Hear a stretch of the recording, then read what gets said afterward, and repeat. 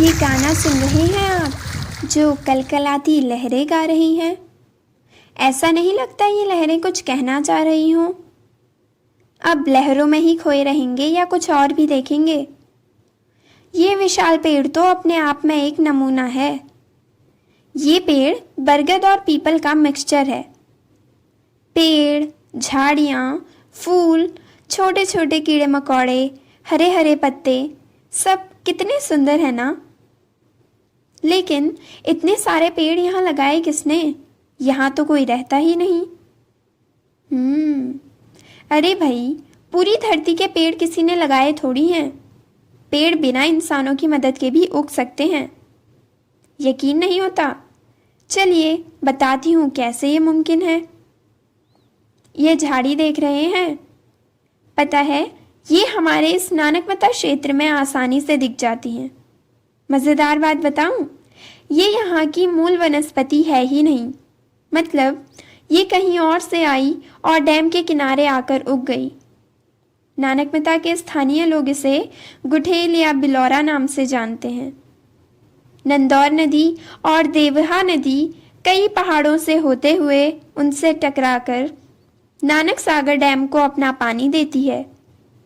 देखिए, पानी में कितनी ताकत है ना। इतने बड़े बड़े पेड़ जब नदी के साथ बहकर आ सकते हैं, तो छोटी मोटी चीज़ों का इस पर क्या बस चलेगा। इन लहरों को अकेले सफ़र करना पसंद नहीं, तभी तो इतने सारे बीजों और फलों के साथ बातें करती हुई आ रही हैं। जानते हो, ये गुठेल के फल हैं। हमारी कुदरत भी कितनी कलाकार है ना। ये फल ही देख लीजिए, इनको तैरने में आसानी हो इसलिए अंदर से स्पंज जैसा स्ट्रक्चर है इनका। ये काले काले गुठेल के बीज हैं। ये फल तो कुछ दिनों में सड़ जाएंगे और इनके अंदर के बीज उगकर इन झाड़ियों का रूप ले लेंगे। लेकिन ये पहाड़ों में होने वाला पेड़ है, जो यहाँ तराई क्षेत्र में उतना फल फूल नहीं पाता। पर जो भी हो, कितना मज़ेदार है ना। यहाँ जो पेड़ होते ही नहीं, वो भी झाड़ियों की तरह उगे हुए हैं। अगर हम इस पूरी प्रक्रिया को साइंस या विज्ञान के चश्मे से देखें, तो पता है इसे सीड डिस्पर्सल या बीज का बिखराव कहते हैं। इस प्रोसेस की वजह से ही ये क्षेत्र वनस्पतियों के मामले में इतना डाइवर्स या विविधतापूर्ण है। अब इस छोटे से पौधे को ही देख लीजिए। नानकमता में रहने वाले कम ही लोग होंगे जो इसे न जानते हों। यहाँ इसे चिड़चिड़ा नाम से जाना जाता है। असल में इसके कई नाम हैं, रफ कोकलबर, छोटा धतूरा आदि। इसका साइंटिफिक या वैज्ञानिक नाम है ज़ैंथियम स्ट्रोमेरियम। ज़ैंथियम स्ट्रोमेरियम दो ग्रीक शब्दों से मिलकर बना है, ज़ैंथोस और स्ट्रोमेरियम। इसका मतलब है पीले कुशन जैसा फूला हुआ। ऐसा इसलिए क्योंकि कोकलबर के बीज पकने के बाद हरे से पीले रंग के हो जाते हैं। दक्षिण एशिया में तो इसे पारंपरिक दवाई के रूप में इस्तेमाल किया जाता है। इस पौधे को मलेरिया ठीक करने का कारण भी ठहराया जाता है। कोकलबर की जड़ का काढ़ा पीने से तेज बुखार सही हो जाता है। ये पौधा अक्सर डैम के किनारे कम पानी वाली जगहों पर उगता है। जब लोग अपने जानवरों को डैम के किनारे चराने ले जाते हैं, ये कटीले बीज उनकी पूंछ में चिपक जाते हैं। इस तरह कोकलबर के बीज दूसरी जगहों तक पहुंचकर वहां भी जम जाते हैं। क्या आप बता सकते हैं इस प्रक्रिया को क्या कहेंगे?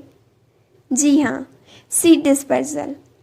कोकलबर पानी से भी दूसरी जगहों तक पहुंचते हैं। अरे, पानी में ये क्या है? इसका नाम है कॉमन वाटर हायसिंथ या सामान्य जलकुंभी। पता है, ये बहुत ही खतरनाक है, क्योंकि जहाँ होती है वहाँ आसपास दूसरे पेड़ पौधे होने ही नहीं देती। केरला में तो इसने फसल का बहुत नुकसान कर दिया था। खैर, हमारे यहाँ इसने उतना नुकसान तो नहीं पहुँचाया।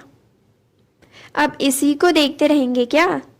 ये देखिए और बताइए कौन सा पेड़ है। इस पेड़ का वैज्ञानिक या साइंटिफिक नेम है कैलोट्रोपिस प्रोसेरा। इसे और भी नामों से जाना जाता है, जैसे रबर बुश, सोडम एप्पल एटसेट्रा। मैंने देखा कि इस पेड़ से दूध जैसा चिपचिपा लिक्विड निकलता है। इस जूस का यूज़ कैंसर सही करने और सांप के जहर से बचने के लिए भी किया जाता है। इस पौधे का मेडिकल यूज़ भी है। इसके तने से कुष्ठ रोग और पत्तों से अस्थमा जैसी बीमारियां सही होने का दावा किया जाता है। एक मज़ेदार बात बताना तो मैं भूल ही गई। ये पेड़ भी यहाँ का मूल पेड़ नहीं है। कुछ इस तरह इसके बीज हवा में तैरते हुए आए और यहाँ आकर रुक गए। सबसे पहले इस पेड़ में कुछ इस तरह के फल लगते हैं, फिर ये फल फट जाते हैं और इनके बीज खुले आसमान में अपना सफ़र तय करते हैं। पता है इन बीजों में ये बाल किस लिए हैं? अरे यही तो इन बीजों को उड़ने में मदद करते हैं।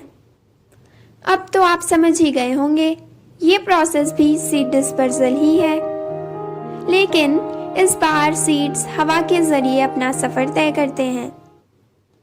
अब तो मानते हो ना, पेड़ सिर्फ इंसान नहीं लगाते।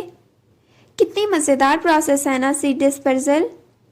ये प्रोसेस हवा, पानी, जानवरों और इंसानों के कारण ही मुमकिन है।